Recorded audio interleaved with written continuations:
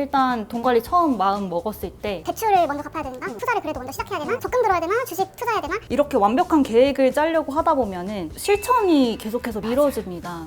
우리 사회초년생분들의 비어있는 포트폴리오에 뭘 담아야 되는지 하정님의 답변을 주신다면요. 여러분 안녕하세요. 어하 반갑습니다. 저 어피티 JYP고요. 오늘 포트폴리오에 뭐 담지 포모 두 번째 시간으로 왔습니다. 오늘 신년을 맞이해서 올해는 어떤 재무 목표 세우지? 올해는 진짜 열심히 해봐야 되는데 어떤 목표를 향해서 달려가야 되고 어떻게 돈 관리해야 되지? 고민하시는 분들 많을 텐데요. 그런 분들 꼭 보셔야 됩니다.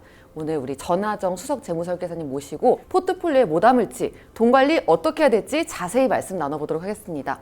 반갑습니다. 안녕하세요. 반갑습니다. 반갑습니다. 우리 전하정 수석 재무설계사님 CFP 그쵸? 네, 사실 CFP. 저랑 또 인연이 있어요. 제가 열심히 자랑했는데 제가 AFPK 또 수석이라고 네, 그럼요. 수석. 했잖아요. 근데 저는 이 AFPK에서 수석을 한 거고요. 무려 CFP 수석이에요. 네, 안녕하세요. 저는 송정회계법인 상속증여센터에서 상속증여 전문가로 일하고 있는 전하정 세무사이고요. 그리고 CFP 시험에 수석으로 합격한 재무설계사이기도 합니다. 그래서 우리 또 하정님은 직업 특성상 2030들의 돈 얘기를 많이 접하셨을 것 같아요. 요즘 2030 직장인분들은 주로 어떤 재테크 고민을 좀 물어보시던가요? 사회초년생들은 일단 돈 관리 처음 마음 먹었을 때 뭐 대출을 먼저 갚아야 되는가? 아니면 뭐 투자를 그래도 먼저 시작해야 되나? 적금 들어야 되나? 주식 투자해야 되나? 근데 그렇게 어떤 게 제일 나한테 덜 손해이고 어떤 게 제일 이득이지? 이렇게 완벽한 계획을 짜려고 하다 보면은 실천이 계속해서 미뤄집니다. 그래서 저는 청년들한테 어떤 일이 닥쳐도 가장 안정적으로 돈 관리를 할 수 있게 유연하게 시스템을 세팅해 두는 게 제일 중요하다고 생각하거든요. 완전 진리예요. 네. 근데 시스템이라고 하면 거창해 보이지만 그 통장 쪼개기를 해서 가계부를 내가 매일매일 안 써도 돈 관리 흐름이 눈으로 시각적으로 보이게 만든다든지 뭐 비상금을 월 평균 지출액의 최소한 6배는 반드시 모아둔다. 뭐 이런 기준 같은 걸 세워두는 거죠. 그렇게 하면 예상치 못한 지출이 발생해도 계속해서 꾸준하게 관리를 할 수가 있으니까. 맞아요. 네. 시스템이란 말 자체가 그렇잖아요. 막 대단한 게 있을 것 같은데 그게 아니라 그냥 쓰는 것보다는 선저축 후지출이 훨씬 낫고 선저축 후지출도 또 한 통장에서 하려는 것보다는 통장을 좀 목적별로 쪼개는 게 낫고 또 하다 보면 무슨 일이 생길지 모르니까 비상금 챙기는 게 낫고. 근데 사실 통장 쪼개기도 말이 통장 쪼개기 쉬워 보이지 통장 여러 개 만들어야 되고 이체해야 되는 금액을 내가 정해야 되잖아요. 그러려면 어쨌든 3개월 정도는 내 가계부 소비 패턴을 분석을 해봐야 되니까 첫 시작은 어려울 수 있지만 그래도 한 번 세팅해 놓으면 이게 계속해서 가잖아요. 그래서 어떻게 보면은 돈 관리 스트레스에서 오히려 해방이 될 수 있어요. 계속해서 돈 관리 해야 되는데 생각은 하는데 안 하는 것보다는 차라리 날 잡고 소비 패턴 분석하고 통장 몇 개 부족하네 이거 만들어야겠다 해서 만들어두면은 이제 그때부터는 관리가 이제 시작되는 거잖아요. 맞아요. 뒤에 책 얘기도 저희가 하겠지만 이 책이 가이드북이잖아요. 말하자면 원칙과 가이드가 담겨있는 책인데 이런 책 한 권을 옆에다 두고 이걸 따라가되 영업일에 한번 잡아야 돼. 왜냐면 하다 보면 또 은행 영업점 시간이 아닙니다. 그날 바로 동기부여 빠지고 맞아요. 다음 생에 해야겠다. 네네. 그것도 맞아요. 네. 사실 돈 관리는 머리에 힘주는 게 아니라 시스템으로 하는 거다 하는 얘기는 기본적으로 재테크 하시는 분들 같은 궤에 얘기를 하거든요. 그런데 또 하정님만의 레시피가 있을 것 같아요. 하정님이 정리한 돈 관리 단계별 원칙들이 있다면 어떤 게 있을까요? 1단계는 생존 기반 구축입니다. 비상금은 월 평균 지출액의 3배까지는 모아놓고 최소한의 보험을 가입해야 합니다. 2단계는 안정성 강화예요. 그래서 월 평균 지출액의 6배까지 비상금을 모아 놓으셔야 하고요. 자산 배분을 통한 투자를 시작하시면 됩니다. 그리고 이때 정부 지원 상품에 가입할 수 있으면 정부 지원 상품도 가입해 보세요. 3단계는 수익성 추가인데요. 이때는 내가 얻은 인사이트들을 이제 투자에 녹여서 이제 포트폴리오를 발전시키면 됩니다. 오케이, 이렇게 3단계를 말씀 주셨고 비상금 얘기 나오면 2030분들이 어려워하시는 분들이 많이 계세요. 그래서 우리가 비상금을 어떤 상황에 써야 되는 건지 뭐 어떻게 관리해야 되는 건지를 한번 알려주시면 좋을 것 같아요. 요즘 사회초년생들 평균 근속기간이 얼마인지 아세요? 그래도 5년 하지 않을까요? 1년 6개월이라고 해요. 실제로 회사 사정이 안 좋아져서 희망 퇴직을 제안받는 사람들도 있고요. 주변에도 있어요. 네. 그리고 내가 회사의 직무가 이제 안 맞을 수도 있어요. 있어요. 사람들이랑 안 맞을 수도 있고 맞아요. 네, 이런 상황에서 이제 이 비상금이 있으면 내 삶의 방향을 내가 주도권을 쥐고 정할 수 있고 이제 소득 공백이 발생할 수도 있는데 비상금이 없으면 꾸준하게 모아오던 적금을 해지해야 될 수도 맞아. 있고 주식이 지금 손실을 보고 있는데 출금을 해야 될 수도 있고 내가 돈 잃으려고 투자했나? 이 생각하면서 네. 팔아야 되는 거예요. 그리고 대출을 받아야 될 수도 있고요. 이럴 때 이제 비상금이 빛을 발하게 됩니다. 내가 돈 관리를 꾸준하게 지속할 수 있게 해주는 데서 정말 필수입니다. 완전 필수. 네. 그래서 이렇게 모아놓은 비상금은 또 어디에 관리해야 돼요? 그것도 많이 물어보셔요. 비상금을 이제 그냥 내 입출금 통장에 넣으면 0.1% 몇백 원 들어오긴 그쵸. 하나요? 그렇게밖에 안 되니까 비상금도 조금 그래도 입출금 통장보다는 좀 수익성도 얻으면서 수시 입출금 가능한 통장 여기다가 넣어 놓으셔야 되는데요. 몇 가지가 있죠. 네, 두 가지 CMA와 파킹 통장 이걸 이제 비상금으로 많이 사용하시는 통장인데요. CMA와 파킹 통장 모두 수시 입출금이 가능하고요. 네, 언제든지 돈을 넣었다 네. 뺐다 할 수 있고 네, 그리고 매일 이제 이자를 주는 구조의 통장이에요. 네. CMA 통장은 증권사에서 만든 통장이에요. 네. 그래서 보통 이제 처음 개설을 하면 RP형이라고 RP형 CMA로 개설을 해주거든요. RP형 CMA는 우량한 채권에 투자하는 개념의 통장이고요. 근데 이제 발행어명을 저는 추천을 드리는데 이건 이제 대형 증권사에서 자체 신용으로 만들어낸 어음에 투자하는 개념이에요. 그래서 이제 대형 증권사 4곳에서만 만들 수 있고요. 일복리를 줘서 RP형보다는 수익이 좀 더 좋아요. CMA에는 RP형과 발행어음형이 있는데 둘 다 내가 맡긴 돈을 어디다 막 불려가지고 하루 단위로 이자를 붙여주는 거예요. 근데 RP형 말고 발행어음형은 대형 증권사에서만 가입할 수가 있다. 4곳. 4곳. 그리고 어플에서 쉽게 변경 가능합니다. 그냥 어플에서 들어가서 변경하면은 변경 가능해요. 그러니까 처음 개설했을 때 나 CMA 이미 만들었는데 이거 어떻게 나 발행어음형 하고 싶단 말이야. 쾅! 바꿀 수 있어요. 딸깍 하면 바꿀 수 있기 때문에 너무 걱정하지 마세요. 증권사도 회사예요. 서비스가 다 있어요. 그리고 이제 파킹 통장은 증권사가 아닌 은행에서 만드는 이자 좀 더 주는 통장인데요. 파킹 통장은 이제 예금자 보호가 1억 원까지 가능하다. 이 예금자 보호가 뭐냐고 하면은 은행이 망해도 예금보험공사라는 곳에서 대신 지급을 해주는 거예요. 그래서 1억 원은 정말 잃지 않는 돈이라고 생각해 주시면 될 것 같아요. 맞아요.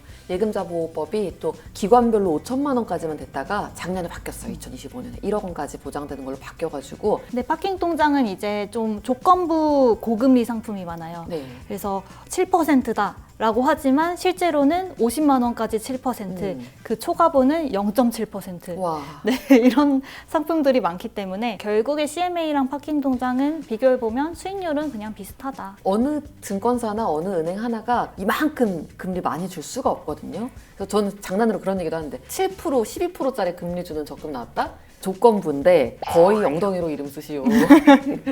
그리고 뭐 명도 한복판에서 무슨 자기 이름으로 삼행시를 하시고 거의 그 급이라고. 너무하네요, 그렇죠, 정말. 너무해요. 우대금리 조건 잘 보셔야 돼요. 그렇게 다 안 줘요. 비상금 통장은 이제 3가지 기준이 있는데요. 첫 번째는 수시 입출금이 무조건 가능해야 되고요. 두 번째는 이제 일반 입출금 통장보다는 조금 더 높은 수익을 볼 수 있는 거. 세 번째는 원금 손실 가능성이 거의 없을 것. 그 3가지는 꼭 챙기셔야 됩니다. 요즘 또 이제 투자에 관심 많아지면서 자산 배분, 포트폴리오 이런 용어들도 막 떠오르고 있어요. 사회초년생을 위한 포트폴리오 관리 방법도 있을까요? 있죠. 네. 포트폴리오를 잘 관리하려면 4가지 기준이 있는데요. 첫 번째는 월 소득의 50%는 저축하기입니다. 저축하기. 네. 이제 나의 현재 소비를 미래로 돌리는 거죠. 두 번째는 최소한의 보험 들기인데요. 이때 보험의 본질적인 목적을 이해하셔야 돼요. 보험은 저축이나 투자가 아니라 내가 감당할 수 없는 큰 위험에 대비하는 거. 세 번째는 비상금은 월 평균 지출액의 3배에서 6배는 모아두기입니다. 아까도 계속해서 말씀드렸던 거라서 반복학습이에요. 네, 비상금은 너무너무 중요합니다. 너무너무 중요해. 그리고 4번째는 이제 자산 배분하기인데요. 이 자산 배분하기는 같은 경제 상황이라도 좀 서로 다르게 움직이는 자산들에 나눠서 투자를 하는 거예요. 예를 들어서 주식이 막 상승하는 장에 있어요. 그럼 당연히 주식은 많이 올라가겠죠. 그럴 때 또 채권이라는 다른 자산은 아쉬울 수 있고 이런 주식 자산이 너무 흔들릴 때는 오히려 현금의 가치가 올라갈 수도 있고 이런 식으로 같은 상황인데 약간 반대로 움직이는 게 있어요. 우리 또 AFK, CFP 시험에 나오잖아요. 상관 상관계수. 네. 상관계수가 1에 가까울수록 같은 방향으로 움직이는 거고 마이너스 1에 가까울수록 완전 다르게 움직이는 거거든요. 근데 이거를 또 너무 완전 다른 게 움직이는 거 말고 적절히 서로의 위험을 어떤 상황에서든 방어해 줄 수 있는 이런 그 뭐랄까 현관? 현관 조합? 그런 것들을 자산 포트폴리오에 잘 넣어놓으면 얘네가 서로 막 상쇄시키면서 어떤 상황에서든 수익도 내고 위험도 해징하면서 수익률을 안정적으로 가져갈 수 있게 해줍니다. 이렇게 좀 자산 배분을 할 때 우리 사회초년생분들이 활용하기 좋은 금융상품도 있을까요? 저는 이제 사회초년생들은 ETF를 활용한 자산 배분하기를 추천드리는데요. 네. ETF는 이제 상장지수 펀드라고 해서 거래소에 상장된 그 지수를 추종하는 펀드잖아요. 네. 되게 어렵게 느껴질 어렵지만, 수 있지만 대표님이 찍으신 이제 챗 JYP의 ETF 설명을 들으시면은 네, 좋을 것 같고요. 그래서 ETF는 이제 상대적으로 사회초년생들이 접근하기가 너무 쉬워요. 개별 주식 고르려면 사실 투자 공부 너무 많이 해야 되고 내가 경제 공부도 많이 해야 되고 수익을 볼 수 있는 주식을 잘 골라서 하면 좋겠지만 네. 고르는 거 너무 힘들잖아요. 안 그래도 직장 적응하기도 힘든데. 그렇죠.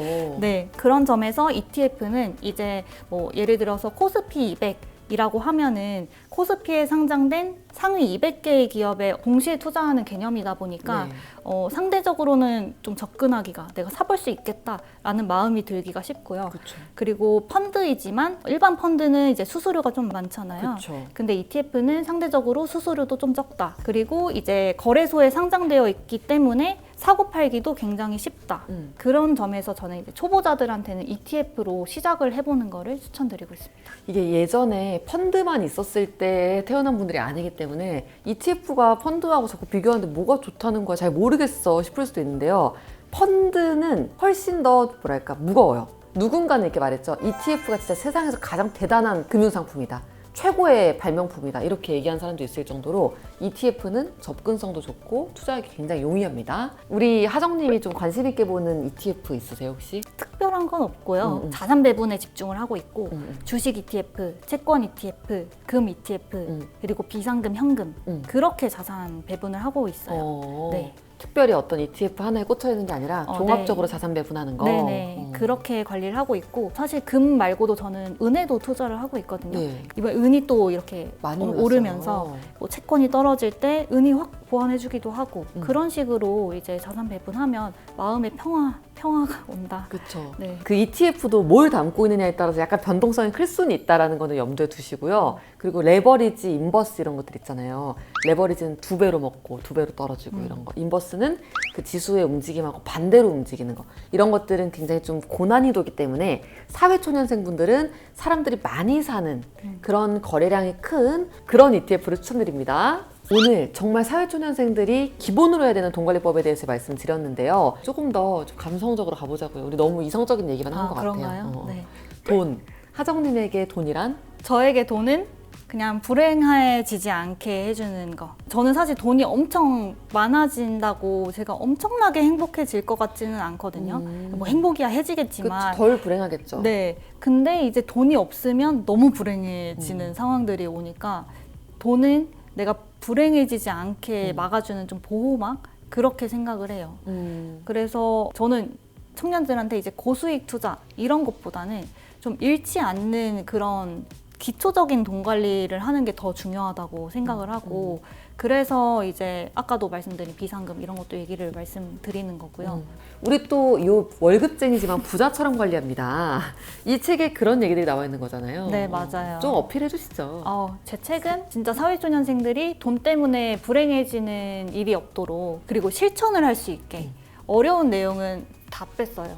저는 일부러 쓰면서 뺐어요. 네. 어려운 내용들은 뺐고 단계별로 실천하는 거에 집중해서 썼기 때문에 처음 돈 관리 시작한다 하는 분들에게 추천드리고 싶습니다. 사실 제가 추천서 썼거든요. 맞아요. 근데 쓰고 제가 그래서 저 먼저 읽을 기회가 있었는데 한 절마다 난 담겨있는 내용들이 굉장히 충실하고 그리고 내가 약간 더 궁금한 건 꼭 그 뒤에 나와. 굉장히 잘 쓰여진 기초적인 책이다라는 생각이 들었어요. 그리고 기초적인 돈 관리이기 때문에 어떤 상황에서든 활용할 수 있다. 특히 요즘 졸업 시즌이잖아요. 졸업 앞둔 우리 대학생분들, 이제 막 입사하시는 분들, 이직 앞둔 분들, 건강해지고 싶으신 분들, 길 가다 돈 주고 싶으신 분들 이런 분들에게 정말 두루두루 추천하는 그런 책입니다. 제가 굳이 추천서 써서 그런 게 아니라요. 저보다 설명을 다 잘해주시는데요. 그래서 하정님이 이렇게 쫙 얘기를 풀어주셔가지고 제 포트폴리오 뭐 담지? 이것도 여쭤볼 차례예요. 매수 추천을 해달라는 건 아니고요. 우리 사회초년생분들의 비어있는 포트폴리오에 뭘 담아야 되는지 하정님의 답변을 주신다면요? 이제 안정적으로 좀 돈 관리를 해보고 싶다라고 하면은 저는 연구 포트폴리오를 추천드리고요. 네. 이게 포트폴리오 이름들이 있어요. 뭐 유명한 올웨더 포트폴리오 이런 것도 있는데 제가 연구 포트폴리오를 추천드리는 이유는 비상금이에요. 첫 번째는 이제 첫 번째 제가 비상금을 모아두라고 말씀을 드리는데 이 비상금이 현금의 역할을 하거든요. 근데 연구 포트폴리오는 되게 간단하게 주식, 채권, 금, 현금 이 네 가지 자산에 25%씩 투자를 하는 거거든요. 그래서 첫 번째로 우리는 비상금을 모아뒀으니까 현금은 25% 일단 모아놨다. 그리고 이제 매달 우리는 저축을 할 텐데 그때 주식 ETF, 채권 ETF, 금 ETF에 매달 넣는 거죠. 그렇게 해서 이제 결국에는 25%씩 차지하게 이렇게 배분을 하면 장기적으로 이제 좀 괜찮은 성과를 보면서 리스크는 낮출 수 있기 때문에 이 연구 포트폴리오를 전 추천드리고 있습니다. 좋아요. 포트폴리오에 뭐 담지? 연구 포트폴리오, 하정 포트폴리오. 여러분들만의 이름을 제 건 아니고요. 대단히 당황하시는데 제 건 아니고요. 여러분들만의 포트폴리오를 만들어 보시는 건 또 어떨지요? 일단 시작은 연구 포트폴리오로 해봐라. 네. 그렇게 이해를 했습니다. 오늘 소감은 또 어떠실까요? 너무 즐거운 시간이었습니다. 처음 배웠는데 이제 업비티 분들은 네, 재밌었으면 좋겠습니다. 월급쟁이지만 부자처럼 관리합니다. 이 책도 많은 관심 부탁드리고요. 저희 업비티는 여러분들을 위한 유익한, 유용한 돈 이야기로 찾아뵙도록 하겠습니다. 포트폴리오 뭐 담지 다음 에피소드도 기대해주세요. 여러분들 어바!